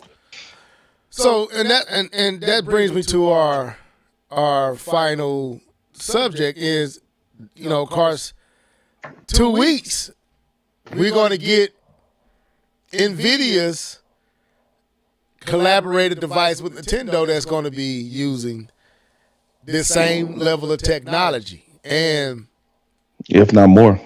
if not right. So it really just dawned on me this week how close we are. Like we're literally steps away from finally seeing with all the fuss, with all the rumors, with all the hype, with all the leaks was telling us and showing us and trying to reveal. Keith, we are 2 weeks away. And I guess the question I have for both you guys is one, and Keith, I ain't even really got to ask you, K1, I kind of already asked y'all this, but what? Okay, let me ask it in 2 ways. This don't even have to be long. In the comment section as well. Are you worried that Nintendo is going to drop the ball? Can they drop the ball? That's one. At this point, can they? Is this okay? Is this so much hype that they may not be able to live up to it? That's possible. I mean, anything is possible.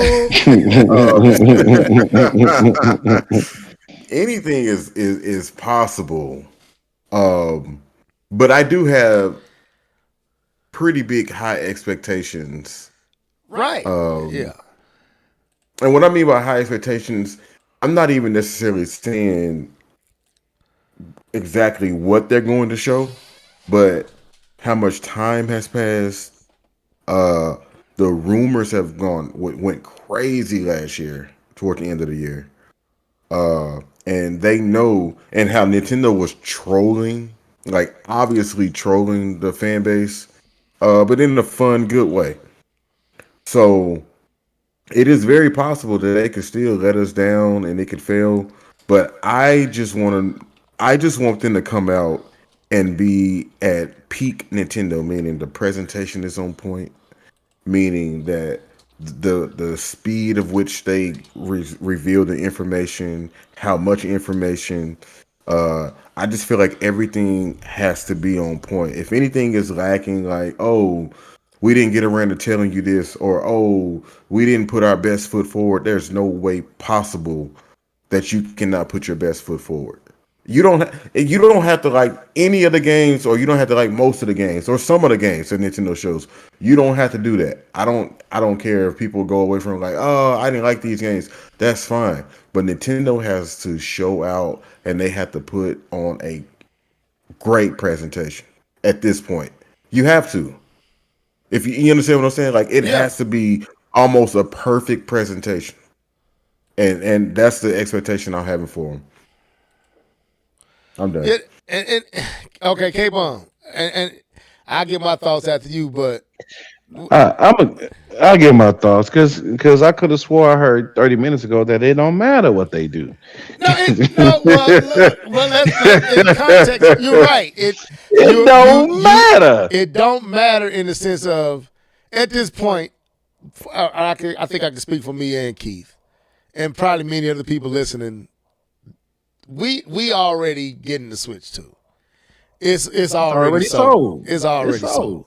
But I think I still do think disappointment is possible because of all the hype that they're saying this is going to be the biggest launch ever. We don't really know how the power and the capability of the system with all the hype around DLSS, and is it a Series S? Is it a PlayStation 4 Pro? It's a lot of hype with this system. 8-year build up. Then take into account all the trolling, like Keith said, all the trolling that Nintendo did. It's only built up extreme hype and anticipation. And so they gotta deliver, and that's my question. Like, it's only a small window, man. Of man, I'm 2 weeks, man. I'm nervous. I'm a little nervous. I'm getting nervous, Keith. Like, anyway, well, go ahead, K-Bum. Get your thoughts.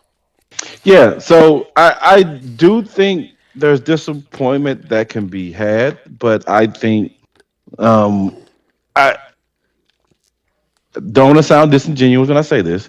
I don't really think with the core audience they can really mess this up. But I do believe there is some disappointment that can be had. There's a lot of eyes on this. 150 systems sold is stupid good when it comes to console gaming. Almost the best ever. Um, and so there's a lot of eyes going into this, and Sony thought they couldn't flop after selling as many as they did. They thought, anything we make next is going to be gold, and that's why they say stupid stuff like next gen start when we say so. So there is definitely an opportunity for floppish to happen. And even going back to some of the comments that you said, level when they first revealed how you thought they were intentionally not you didn't say trolling, but not showing their best foot when they showcased the Mario Kart game. Yeah, And, yeah. and you had your reasons for it. You I definitely was gonna shared that do as a well. whole video on it, but I decided not to. I was like, nah, I ain't Right, gonna do it. right. And for this reveal, you can't do that. Right. We've been rumoring this thing and building this up for a while, and people are hungry for it. As you saw, when everyone kept had a timer for a timer, people were starving for this information, and people are still starving, making up videos saying the new news for the Switch 2 dropped, and there's no news about it. Right, and so I definitely believe when there's that much build up, that when that much hype is there, there's definitely an opportunity for floppish. With the core audience, I don't think that's going to matter, even if they do. But I definitely think there is room for that to happen. I don't think Nintendo will. I think even in Nintendo shows slight improvements over the Switch, I think that they're going to win over a lot of people. I don't think they need to do anything crazy to win people over or to get people on board with the idea of Switch 2. To be honest, it's a little bit better showing. Not even 4K, even 1080p, 60 frames with graphics looking clean is going to be enough for most people to win them over. So, I think it's high, but I think Nintendo has a has room to kind of land this plane in without running out of runway. If you get what I'm saying, I think they have space and room to land without maybe not hitting the hype level, but not completely fumbling the bag. I think they can. I think there's a big space in between that, between not living up to the hype and then not fumbling the bag. I think there's a large space that they can exist in and still do a pretty good or average good enough show for people to be and continue to be interested and invest their money. Okay, so let me ask this. And Nia says, honestly, for me, all it needs to do is play monolith soft games. So let me ask this. Then because we literally got one more podcast before the reveal of this thing. Literally one more pod. So next week we got to do our predictions, right? Oh Lord, we got to do predictions. So, but tonight I want to ask y'all, okay, what do they need to focus on then? Because, and I'm gonna show. So, there's three things we got to see, and I want to know which one needs to be focused on the most. Third party, first party, and the tech around DLSS. What needs to be center focus? Do they need to focus on the tech? Do they need to focus on just the games? Or third part, like how? What? Because they got to strike a balance in all this. They got to show the capability of the system, and I guess they might be able to just show that just off the visuals alone, right? Like what balance do they need to strike between third party, first party? And then do we need new games, new titles? Like, just curious, because they got to show all this in, they say 45 minutes. I would be extremely regular if this was my presentation. I would be extremely regular and obvious. I would show off the tech because even in this demonstration, they're showing off like the differences between the Switch and the Switch 2. I would drive that point home even harder with the actual commentary that that they're going to have, and so Mark Cerny it up. No, Oh, no, okay. no, I'm no, just no. trying to make sure I'm I need people. I don't want to put you to sleep. Right, that's why I was like, yo, do we want Mark Cerny? No, we don't need Mark Cerny. We need to have it in a fun way to show you more of the difference. And then I go right into showing you the games now and how the games are now going to benefit from Switch 2 versus Switch 1. And then I would even go as far as to show how games that are Switch 1, how they're played on the Switch 2 and how, or if they benefit. And then I'll end it with, no, I wouldn't end it. Then I'll go into some third party and then I'll end it with Metroid. That's what I would do. Okay. All right, K-Bomb. What? Okay, okay. Ah, man. Because I don't want to. We a good time. I want to get out of here before 2 hours. So 5 more minutes for you, K-Bomb, the outsider who needs to be convinced and hasn't been convinced. What will convince K-Bomb to buy the Switch day one? What could they do to convince you? Cure cancer.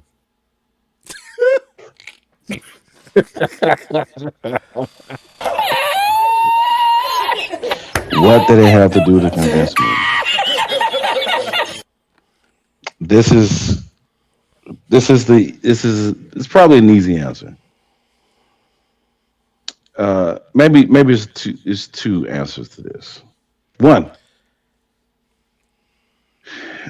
the games have to look good. I'm sorry. Right. I complain about uh, it wasn't Tears of the Kingdom, Breath of the Wild. I tried to play it. I played it. The jaggies, the low textures. It took the experience out of me. I did enjoy that. I did play several games on the Switch, but that was the first game I played. So to me, it has to look good for me to want to buy it. If it's not living up to graphic settings, then I really don't care too much for it. Um, and also, it has to have some unique games, so it has to be first party that I can only get there. I'm not wasting my money on third party on the Switch 2. I'm not. I won't. It's not gonna happen. So I can care less if any third party game as for K-Bomb. I can care less if any third party game touch that system. If even if it comes out and it's looking like you can barely tell the difference. Why play third party? Why? I'm just saying. Everyone I play with is on PlayStation. Okay, got you. From that angle, then okay. So Why it And ain't why a and why visual trophy. thing. why, why, why switch ecosystems? It's no I reason. got you. I got you. So I Now don't care about hold third up. party. What is DSBS? What is this? Is this literally what it's saying? DSBS? What's that? No, remember that's what we talked about last time, the DSBS, where we talked about the little screen on top of the Oh, okay, Switch yeah. Two. Okay, cool. All right, That was our little saying that we I, that we had, the DSBS. I was trying to make sure I was trying to make sure that was what it was. I wasn't for sure. You and Yeah, I Keith think yeah, did that. I You and think Keith Comic got Book that came up going. with that. Comic Book Crunch. He came up Oh yeah, with yeah. that. I yeah. think so. The DSBS, but it would have to be one graphics and two uh, a game or an experience that I can't get anywhere else. That is the reason why I bought both of my Xboxes when I got them. Is that there was an experience on that system I couldn't get anywhere else. There was a game and an experience, or experience that I had on the system and that's the reason why I got them. And so, in order for me to buy a different system, it has to meet graphic standards and it has to have something unique that I can only get there. That would make me want to buy the system. Okay. Man, bro. 2 weeks, y'all. And the wait for seeing it will be over. I I can't believe it's been this freaking long, man. It's literally been 8 years. It's over 8 years old now. Literally, not into the 7th year going. No, it has literally passed 8 years old. This month, it will makes it 8 years. Man, I just hope Nintendo comes. They have the structure for me. They already sold it to me, but for me, success is going to be found in the balance. With the Switch, they found the balance in how they presented it to us. It was balanced. I think Metroid Prime 4 has to be leveraged a lot in this. Nintendo has to kill it with Metroid Prime 4. That has to be what demonstrates the power of this system. Metroid Prime 4 has to be noticeably better looking than the Switch. Like, there can't be no ifs, ands, there can be no questions. Like, it has to be on a whole nother level to me. That's what they got to do. That. What kind of going what you said, K-Bomb. It got to look good. And you might be able to get away with it with Mario Kart, and I believe all these games going to look. I'm hoping that all these games look noticeably, but I think Metroid Prime 4 needs to be Nintendo's swan song. It needs to be the game that everybody leaves talking about. Like, did you see Metroid Prime 4 on the Switch 2? That's what they got to do, to me. That game has to make what they showed on the Switch look like what we think Witcher 3 looked like on the Switch. I ain't saying it got to be that. I'm just saying that's extreme, but because you realize this is 8 years. This system is 8 years old. The Switch should be leagues more powerful. So whatever you showed on the Switch with Metro Prime 4, it should not look like Switch to Wii U with Breath of the Wild. It should be like you don't even want to play this on the Switch. That's how much better looking. That's how better looking this game is on the Switch too. You don't even want to play it on the Switch. It would be a disservice to play it on the Switch. That's what I want to see. Will they do that? I have no clue. I also feel like they should have other new IPs, first-party IPs. Maybe see something like Splatoon 4, because we're going to see Mario Kart 9 or whatever. Probably going to see a new Mario 3D open world, 3D world game. All that's all a must. But Metro Prime 4 has to steal the show, Keith. It has to. They have to make this a must-have title. And the only way I can see them doing that is it's so breathtaking. It's so visually stunning. That's where it's at, man. It has to be Prime. Prime has to tell the story for Nintendo. It has to do all the lifting. It can't be third party. It has to be Prime. But third party got to come in and do their thing too. But Prime got to be the best thing shown there. That's what's going to make me know Nintendo not playing any games. Prime so beautiful. Prime blowing stuff so far out the water. Nothing can compete with Prime visually at this. Even what third party is bringing, Prime is better looking than that stuff. To me, that's what they got to do, and that'll do everything they need done, in my opinion. I mean, yeah, I definitely agree. Prime should definitely be the showcase. The only thing I just think about is that they're still trying to sell it on the Switch, So it's like I think they will have to do like a comparison within their thing, like, oh, look at the improvement. Maybe that's the thing that they use to show the improvements. That's what I'm saying. The Switch. That's what I'm saying. It has to. It has to, man. It has to be like looking at. It has to be like PlayStation 3 compared to high-end PCs of this day, and you can literally tell the difference. Like when you saw Crysis playing on a PlayStation 3, and then you saw Crysis playing on a high-end PC, wasn't even no comparison. Let's not even talk about this. I think that's how Prime has to look on the Switch 2 compared to the Switch. Like, what are we talking about here? You really want to play this over there? You can. It's there. We ain't forgetting it's 150 systems over there, but is that really what you want to play? Or do you want to play this? That's, to me, I don't want to set myself up for failure either, though. Oh, man. 2 weeks, y'all. Like One more podcast before that time. Go ahead.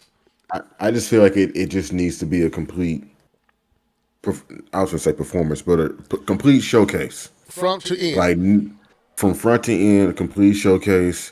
I know there's going to be dull moments. I know they're going to have some farming games in there that's somewhere. Next week. Say that for next week, because that's my, I don't even want to talk about it tonight. Say that for next week. Because that's what I'm concerned about. That's what you just said is what I'm concerned about, man. Them low moments, them lows got to be light and quick and get past. You can't. And I know. Oh man. Digging in the dirt. Digging in the dirt. Cause when I think about the Switch reveal, that January. With the original Switch, when they did their little presentation that January, I was satisfied. Even with the 1-2 Switch and all the stuff that they showed, ARMS was dope. Even though ARMS, when you played it, it looked better than it actually played. But it got to be that. They got to get back in that bag. They got to find that bag that they found there for this system too. And I just don't want them to drop the ball. And I don't believe they will. I think they know what they got to do, and I think they're going to do it. They're not going to play around. Nintendo, please don't play around. Don't have us waiting all this time. Woo! But anyway, any other thoughts? Are we done?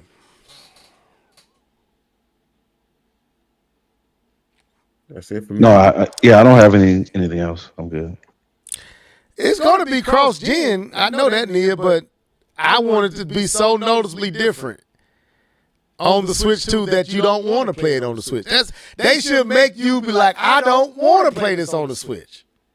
It should be like when I saw Witcher 3 on the Switch, I went out to the store and bought Witcher 3 for the PlayStation 4. I will not. I shall not. I will not lower my standards to play this game. No, that's what they should do. They should make you feel bad for playing it on the Switch. And it looks good on the Switch. So you know what I'm saying is kind of crazy because it actually looks good on the Switch. But I want it to look so much better than that. That's good for the Switch. That's not good enough for the Switch 2. What we saw on the Switch, as good as it looked, the Switch 2 can't look close to that. Switch, you got to blow that out the water. There had to be reflection on everything that looked 10 times better, 10 times more realistic. Color depth of field, foliage, everything should look so much freaking better that you like, why would you even play this? Like Keith, like those Breath of the Wild 4K videos we was watching, like, Lord Jesus, I wish we could play this game. That rather than what we was playing. Like, it got to be like that to me. But what did Dark 301 said? I bet Witcher 3. I beat Witcher 3 on Switch. I loved it. He laughing. Brother, I bet it was a good game. He loved that Vaseline? It was a good ugly game. It was a good game. Lord. Yeah, so you had to play that handheld. We so close. All right.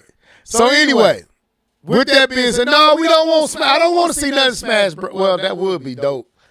I'm not a Smash guy. I think I'm not on the Smash tip. I bought every Smash that they has put out there. I'm not pausing. I don't care what y'all say. I bought every Smash game that Nintendo has released, and I just can't get into them. I just can't. I don't know what it is, man. So, but anyway, with that being said, that was the podcast for tonight. We're about to sign out. Starting with my boy, came up 20. Go ahead, bro. No, man, it was good to be back after a week hiatus due to technical difficulties and everything as the such. So it was good to be back. I was happy to see you guys were here for us. Thank you for the comment section. Thank you for coming through. Appreciate it. But as usual, had a fun time chopping it up with the homies. Some good topics, some good conversations, and yeah, man, looking forward to the Switch reveal and having some more in-depth conversations about the new system. It's always exciting when a new system drops, and so yeah, it's gonna be some good times in the next couple of weeks. So exciting. Mr. Norse. Yes. I never knew. No, man. Like K-Bon said, I appreciate everybody for showing up tonight. Sometimes you miss a week and folks like, I got better things to do. But I'm appreciating everybody for showing up. Nintendo, no DSBS from April 2nd. We don't want none of that. We just want a great presentation. You know what I'm saying? Sony, wise choice, jumping into the foray of AI, trying to get ahead of it. They also probably saw Nintendo was already jumping in too. Microsoft, if you do put out a console, man, handheld console, make sure you put some AI in that bad boy. You know what I'm saying? But But yeah, great podcast tonight. Can't wait for the predictions next week. Can't wait to see what everybody says, not only on the panel but also in the comment section. So till next time.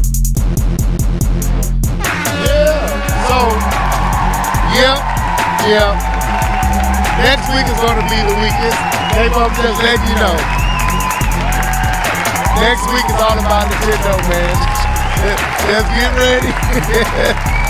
Wear your Mario hat. Come with your predictions. Games we want to see. K-Pop, I really want you to come with a good expectation for online services. I want you to keep the kind of come with some real expectation where Nintendo needs to improve there with their online services. But a shout out to Dark301. Thank you for showing up, bro. Who else is in here? Miss Mia herself, Chariot Man, Comic Book Crunch, Alan Steve. Kawan was the first one here. Shout out to you, sir. You are number one. Darkwing Dragon, I didn't see you, sir. What's up, man? Who else? I'm trying to not miss everybody. So that was everybody pretty much on tonight.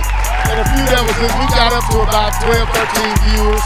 That was dope. So we'll be back next week, same time, same place. 2 more weeks. 2 more weeks.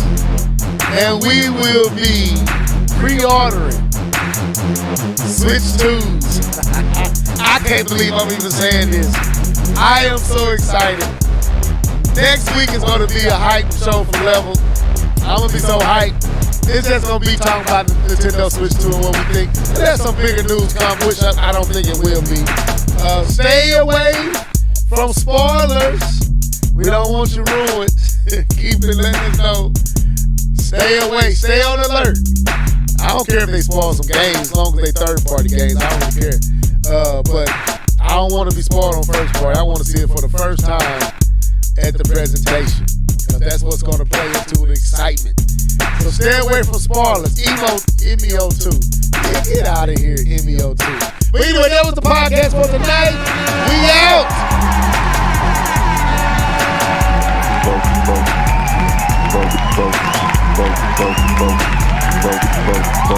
We got smashed, bro.